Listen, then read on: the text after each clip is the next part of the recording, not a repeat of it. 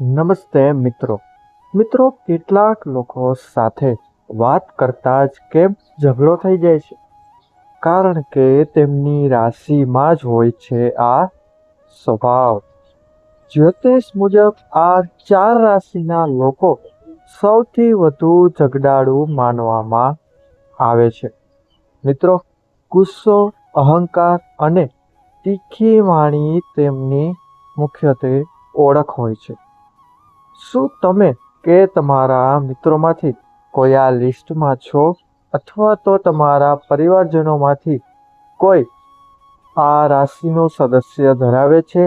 મિત્રો, સચ્ચાઈ જાણવા માટે વિડીયોનો અંત સુધી અવશ્ય નિહાળજો. ઉપરાંત મિત્રો, એકવાર વિડીયોના કોમેન્ટ બોક્સમાં સાચા વાંચી હર હર મહાદેવ અવશ્ય લખજો. તો મિત્રો, વધુ વાર ન લગાડતા વિડીયોની શરૂઆત કરીએ. મિત્રો, જ્યોતિષ શાસ્ત્ર અનુસાર દરેક રાશિનો પોતાનો અનોખો સ્વભાવ હોય છે. કેટલીક રાશિઓ ખૂબ શાંત હોય છે, જ્યારે કેટલીક રાશિઓ ખૂબ આક્રમક હોય છે.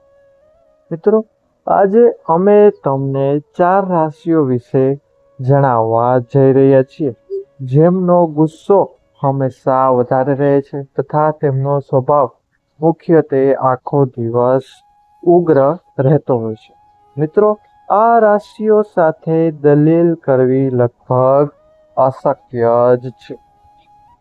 તેની પાછળનું કારણ એ છે કે તેઓ સ્વભાવે ક્રોધી અને મુખ્યત્વે હઠીલા હોય છે, એટલે કે જિદ્દી હોય છે. તેઓ નાની નાની બાબતો પર ગુસ્સે થઈ જતા હોય છે અને કોઈ સાથે નાની નાની બાબતમાં પણ તેઓ ઝઘડો કરવા લાગે છે. તો મિત્રો, ચાલો જાણીએ કે તે કઈ 4 રાશિઓ છે જે લોકોનો સ્વભાવ મુખ્યત્વે ઉગ્ર અને હંમેશા ગુસ્સાવાળો રહેતો હોય છે. તો મિત્રો, આ લિસ્ટમાં સૌ પ્રથમ આવે છે મેષ રાશિના લોકો. તો મિત્રો, મેષ રાશિના લોકોની વાત કરીએ તો આ રાશિના લોકો અગ્નિ તત્વથી પ્રભાવિત હોય છે. તેથી આ રાશિ હેઠળ જન્મેલા લોકો ખૂબ જ ગુસ્સે ભરાયેલા હોય છે. મિત્રો, તેઓ નાની નાની બાબતો પર ગુસ્સે થઈ જતા હોય છે.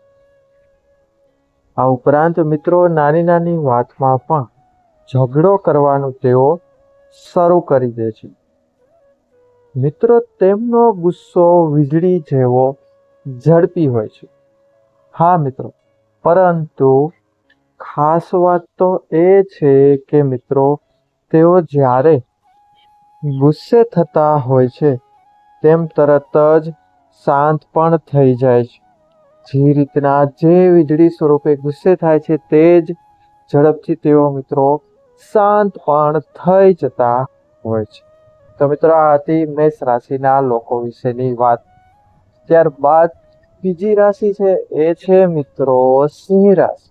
તો સિંહ રાશિના લોકોની વાત કરીએ તો મિત્રો, આ રાશિના લોકો સ્વભાવે સિંહ જેવા હોય છે, કારણ કે નામ જ રાશિનું એ છે તો સ્વભાવમાં તો એ આવવાનું જ છે. અને આ જ કારણ છે કે ગર્જના તેમનો સ્વભાવ છે. તેઓ દરેક જગ્યાએ પોતાનું વર્ચસ્વ જાળવી રાખવા માંગે છે. પછી તે મોટા મુદ્દા હોય કે નાના મુદ્દા, તેમને કંઈ ફેર પડતો નથી. જો કોઈ તેમના આત્મસન્માનને ઠેસ પહોંચાડે છે તો તેઓ ખૂબ ગુસ્સે થઈ જાય છે અને તેઓ પોતાની વાત સમજાવવા માટે મિત્રો કોઈ પણ હદે જઈ શકે છે અને કોઈ પણ હદ સુધી દલીલ કરી શકે છે. તેઓ પાછળ વળીને ક્યારેય જોતા નથી. તો આ હતી મિત્રો સિંહ સ્વભાવ એટલે કે સિંહ રાશિના સ્વભાવવાળાની વાત. ત્યારબાદ મિત્રો, ત્રીજી રાશિ છે એ છે મિત્રો વૃશ્ચિક રાશિ. તો મિત્રો, આ રાશિના લોકોની વાત કરીએ તો તેઓ સ્વભાવે ખૂબ જ ઝડપથી ગુસ્સે થઈ જનારા અને ઝઘડો કરવાનું શરૂ કરી દેનારા હોય છે. અને મિત્રો ઘણા બધા તેની આસપાસ રહેનારા લોકોને પણ સમજાતું નથી કે ક્યારે કોઈ વાત તેમને નારાજ કરી દેશે. એકવાર તેમનો કોઈ સાથે મતભેદ જો થઈ જાય છે તો મિત્રો તેઓ તેને સરળતાથી ભૂલી શકતા નથી. તે વાત તેમના મગજમાં મુખ્યત્વે ફર્યા રાખે છે. તેઓ છેતરપિંડી કે જૂઠાણું એટલે કે ખોટું ક્યારેય પસંદ કરતા નથી. અને મિત્રો આ જ કારણ છે કે તેઓ હંમેશા સ્વભાવે ગુસ્સે રહે છે અને તેઓ ઘડીએ વળીએ લડ્યા રાખે છે એટલે કે ઝઘડો કર્યો. આપણી છેલ્લી અને ચોથી રાશિ છે મિત્રો મકર. તો મિત્રો મકર રાશિના જાતકોની વાત કરીએ તો આ રાશિના લોકો થોડા ગંભીર સ્વભાવે અને થોડા કઠોર હોય છે અને થોડા વધુ સિરિયસ રહેવાવાળા હોય છે. તેમના પોતાના નિયમો હોય છે જિંદગી જીવવાના અને તેઓ અપેક્ષા રાખે છે કે અન્ય લોકો પણ તેમનું પાલન અવશ્યપણે કરવા જોઈએ. જ્યારે વસ્તુઓ તેમના મતે નથી જતી અથવા તેમની અનુસાર વસ્તુ અથવા સંજોગો નથી થઈ રહ્યા ત્યારે તેઓ ચીડચીડિયા સ્વભાવના થઈ જાય છે. અને આનાથી જ દલીલો અને ઝઘડા થઈ શકે છે અને તેઓ મુખ્યત્વે લોકો સાથે ઝઘડવા માંડે છે અને પોતાના નિયમોનું પાલન કરવા બીજા ઉપર પ્રેશર કરતા હોય છે. જેથી આ લોકો પણ સ્વભાવે મુખ્યત્વે થોડા ગરમ હોય છે. તો મિત્રો આ હતી એ 4 રાશિ, જે 4 રાશિના લોકો સાથે ઝઘડો મુખ્યત્વે ના જ કરવાની હું તમને સલાહ આપીશ.